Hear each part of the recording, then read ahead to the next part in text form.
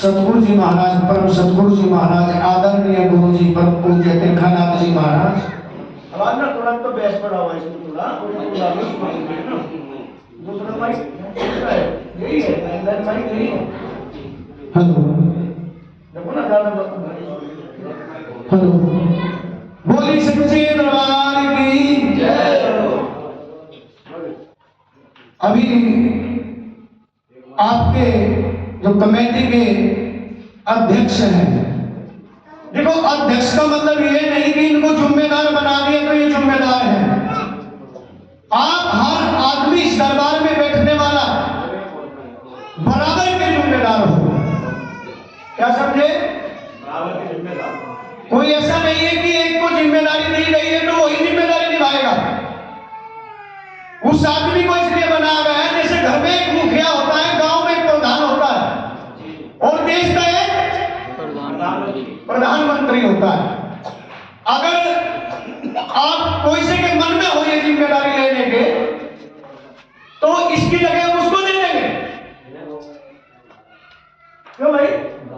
ऐसा नहीं है कि हमें एक से प्यार है एक से नहीं, क्योंकि गुरु के दरबार में संत समाज समागम संयम में होती है, नियम में होती है। वहां ना कोई बड़ा होता है और ना आपने देखा रिश्ता। ये हमारे पिताजी बैठे, कौन बैठे? पिताजी बैठे हैं। ये सतगुरु गति वो गति है, यहां पर के सब रिश्ते समाप्त हो जाते हैं। क्या होते हैं? यहां रिश्ते समाप्त हो जाते हैं और वो भाग्यवान और भाग्यवान व्यक्ति होता है जिनके घर में महापुरुषों का जन्म होता है। वो व्यक्ति इस जमाने में बड़ा भाग्यवान है जिसके घर में महापुरुष जन्म लेते हैं। नहीं तो इस जमाने में शराबी कबाबियों से छीड़ी लेगी भीड़ी भी नया घर में तो वो चक्कर शराबी है। वो माँ बाप बड़े बदनसीब है जिनके घर में पीने खाने वाले बच्चे पैदा हो रहे हैं। हम अपने पिताजी को बड़ा भाग्यवान मानते हैं कि प्रभु ने एक देव आत्मा जो हमें सद्गुरु गति प्राप्त हुई, पीढ़ी से पीढ़ी में किसी को नहीं मिली, और हमारे गुरु जी महाराज ने हमें बख्शा। और अगर हम इनके अंश से पैदा ना होते इस जमाने में आपको ज्ञान न सुना रहे होते। इसलिए माँ बाप का रिश्ता गृहस्थ से बना है, लेकिन सद्गुरु गति से कोई रिश्ता नहीं होता। यहाँ भगवान और परमात्मा और शिष्य और गुरु का रिश्ता होता है। जय गुरुदेव।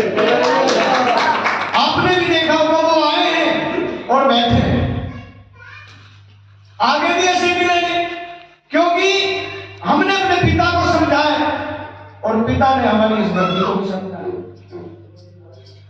नहीं तो ये दुनिया है, कोई किसी रीत में खुश है, कोई किसी रीत में खुश है, और ज्ञान जब हो जाए जब अच्छा। शराबी कबाबी जिस घर में है 3 पीढ़ियों तक कैंसर जैसी बीमारी, क्या कैंसर जैसी बीमारी, शुगर जैसी बीमारी और हार्ट अटैक जैसी बीमारी उस घर में 3 पीढ़ी तक कभी भी आ सकती है जिस घर में एक शराबी हो, और किसी को भी आ सकती है। इसलिए आप इस चीज को तो दिल में ना लिया करें कि पवन कुछ ज्यादा गाड़ी में है। अरे अगर इंजन गाड़ी को ना खींचे तो डब्बे तो सारे पीछे रह जाएंगे या नहीं रहेंगे? इंजन तो एक ही होता है, इंजन आगे निकल जाए, गाड़ी पीछे खड़ी रह जाएगी, रहेगा नहीं। दूसरी बात, एक दूसरे से ईर्ष्या के शब्द, द्वेष के शब्द ये बोलना गुरु गति का नियम नहीं होता है। एक दूसरे की निंदा करना, जिस घर में निंदा की जाती हो वहां परमात्मा का भजन नहीं मिलेगा। निंदा समझ रहे हैं? क्या होती है निंदा? एक दूसरे की चुगली। खड़े होकर बोलो, निंदा किसका नाम है? गुरुजी एक दूसरे की चुगली करनी, एक दूसरे की बुराई करनी। सुनिए, नी अधने और दया, इसका पूरा नाम सुनिए। क्या नाम है इसका? नी नेही अधने दया, और इन चारों शब्दों का एक मतलब है। इसको निंदा क्यों बोलते हैं?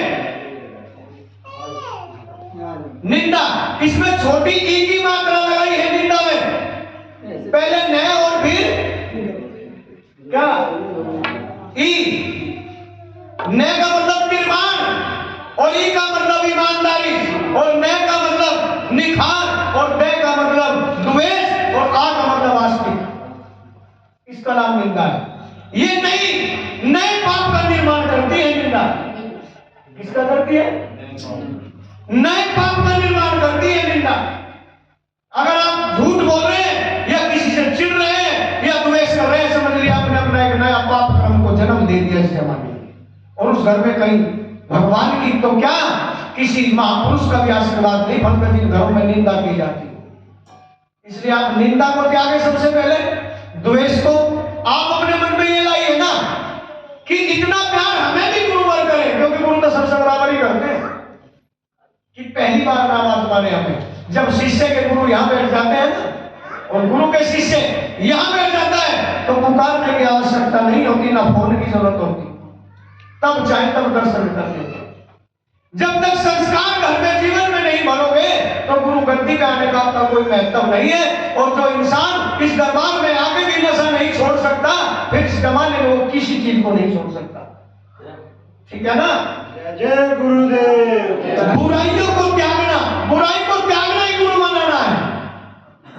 भगवान किसी के नौकर नहीं है कि वो हमारे में कृपा करते हैं। अगर आप लोगों में भक्ति करने का दम है, आप लोगों में अच्छे नियम पे चलने की हिम्मत है, तो भगवान आपके भी साथ है, किसी एक के साथ नहीं। एक बार कुएं और नदी में बहस हो गई।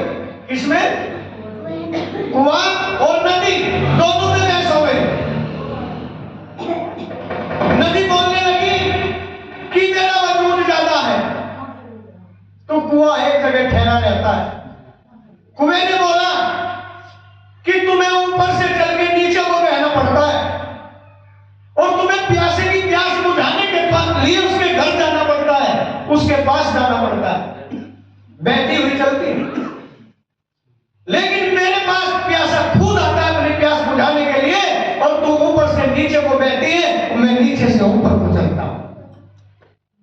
जब तक शिष्य के मन में यह भावना आता है कि मैं कुछ नहीं हूं, मैं एक सेवादार हूं और मेरा कर्तव्य सेवा करना है, तब तक उसके घर में गुरु रहमत नहीं बरसेगी।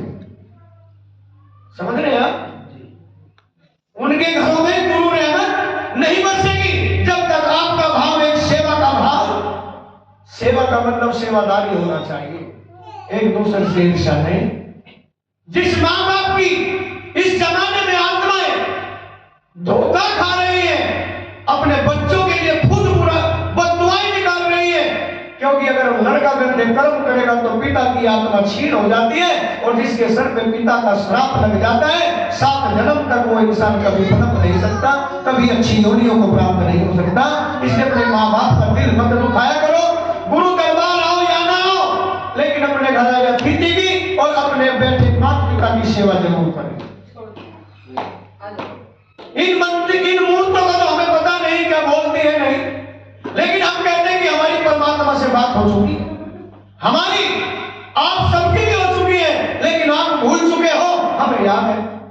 फर्क इतना है, क्योंकि जब गर्भ में इंसान होता है, मां के पेट में इंसान होता है, उल्टा लटका होता है, परमेश्वर की जब बात होती है कि मुझे इससे बाहर निकालो, जाकर के दुनिया में शुभ कर्म करूंगा और आपका भजन करूंगा, प्रभु आपके लिए मैं सदैव हमेशा इस आत्मा को आप में समर्पण रखूंगा।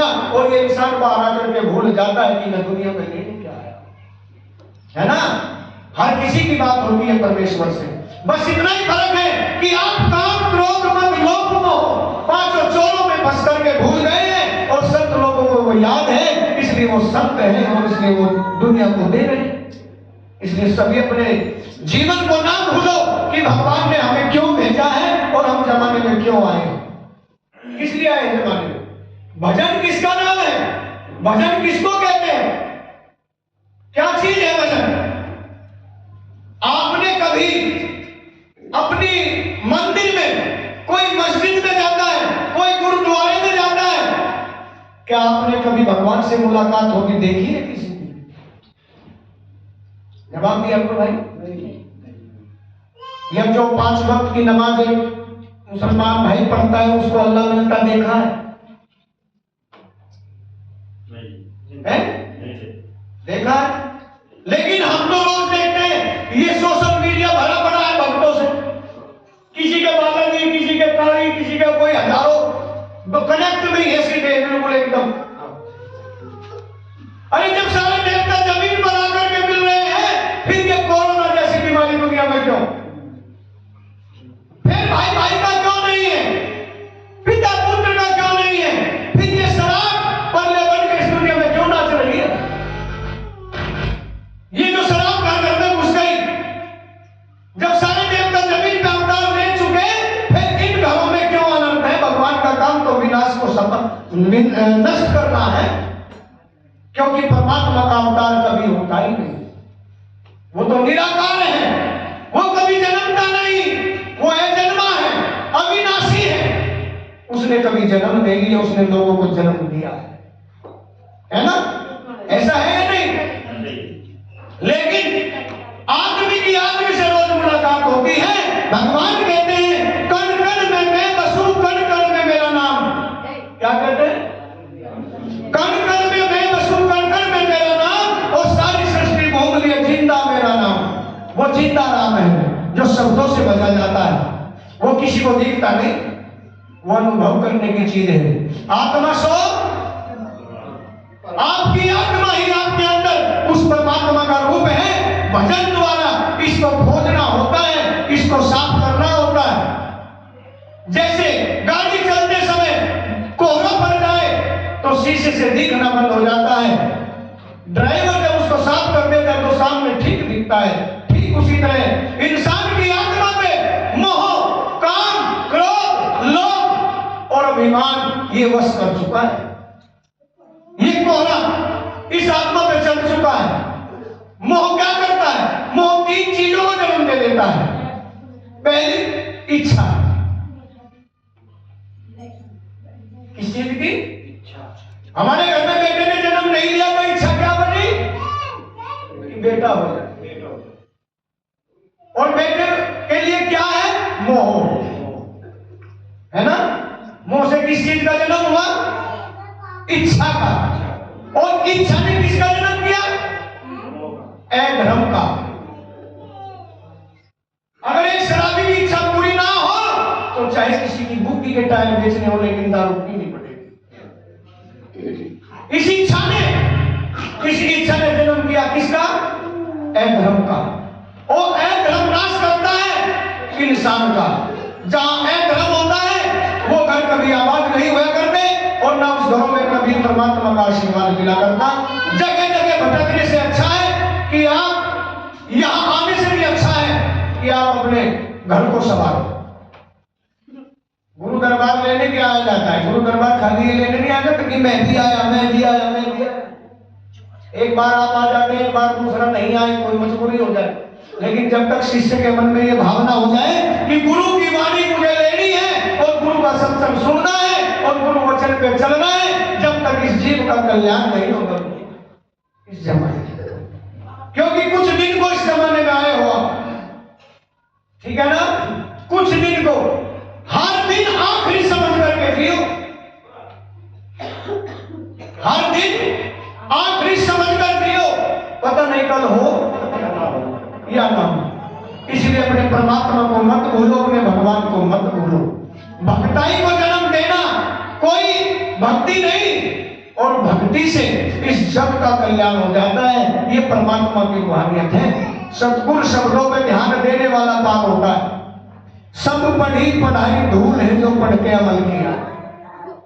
समझ रहे आप जो हम बोल रहे हैं? अगर आपने इनको गहराई से सुना और समझा तो ये वो सरोवर है, इसी को आध्यात्मिक कहते हैं कि इसमें आपको खुद अपने आप में परमात्मा नजर आने लगेगा। जो आज आपको गालियां दे रहे हैं वो आपको नहीं दे रहे हैं, आपके कर्मों को दे रहे हैं, और कर्म ही प्रधान है इस जमाने में। क्या कर्म ही प्रधान? क्योंकि अगर आप अच्छे कर्म करने लगो तो आपको लोग गाली नहीं देंगे, बहुत बढ़िया आदमी है, बहुत अच्छा आदर करके बोलिए। आप सारा पीने लगे तो आपको आप ही का बेटा, आपकी पत्नी, छोटे छोटे बच्चे भी गालियां दे करके पुकारेंगे, क्योंकि आप कर्म राक्षसों का कर रहे हैं और ये दारू आपको गाली और गंदे गंदे सब सुनवा रही है। ये इंसान को बड़ा सुंदर बनाया नहीं भगवान ने। अगर ये अच्छा ना होता तो दुनिया में क्यों भेजता? अगर ये अच्छा ना होता तो दुनिया में परमात्मा इसको क्यों भेजता? ये तो बहुत अच्छा जीवन है, इसको सवार। जीवन खत्म हुआ